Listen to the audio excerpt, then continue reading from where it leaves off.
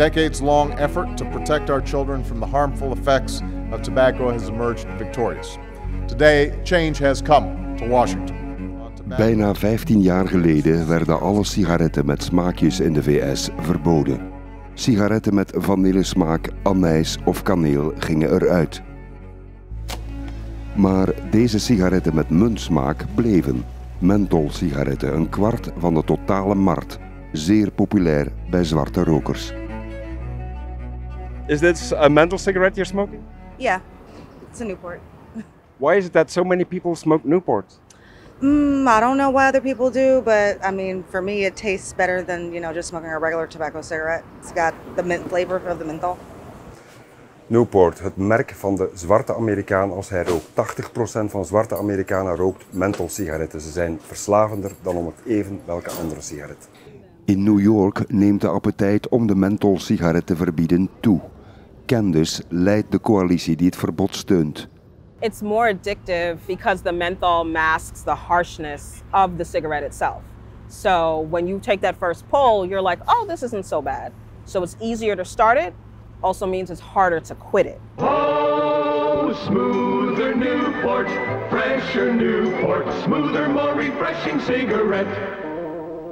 De mentholsigaret werd een tijd na de lancering ervan specifiek gepromoot bij zwarte Amerikanen. De promotie wierp vruchten af. Bijna alle zwarte rokers roken nu menthol. Back in the 1940s and 50s, when Big Tobacco first introduced these products, they would come to communities like this and either hand them out for free, right? Folks would know the day that those trucks and buses were coming to the neighborhoods to make those drop-offs, or they would be selling them at deeply discounted rates. So they really hooked a generation or generations of tobacco users and menthol users. Zo zagen de reclameposters eruit. Mentholroken voor zwarte mensen was cool en hip. De posters over een verbod vandaag zien er helemaal anders uit. They are planning to ban this cigarette. What do you think about that?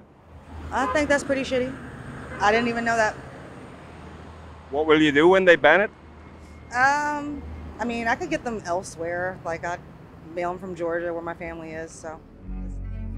In de zwarte gemeenschap van de VS sterven elk jaar 45.000 burgers aan ziektes die direct gelinkt zijn aan roken. Het is de belangrijkste doodsoorzaak. Een verbod op mentholsigaretten moet dat aantal doden terugdringen. It is harmful to us, it is killing us, and the sooner that we get these off the market, the sooner we can change and improve quality of life for all Americans and certainly all New Yorkers. It's a bad habit. It's a very addictive habit. It's hard to kick.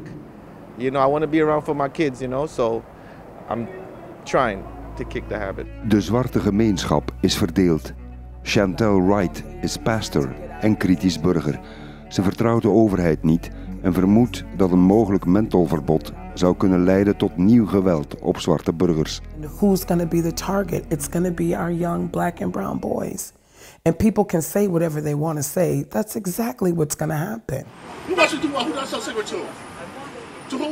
Zoals in 2014, toen Eric Garner in New York illegaal sigaretten verkocht. Hij stierf na een politieinterventie.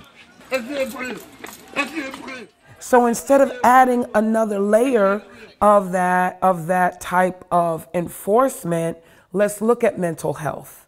Let's look at economic choices that these people have to make that are selling these cigarettes. Candice van de coalitie Menthol Kills New York denkt dat er onnodige zwarte angst is over de rol van de politie bij het afdwingen van een mentholverbod.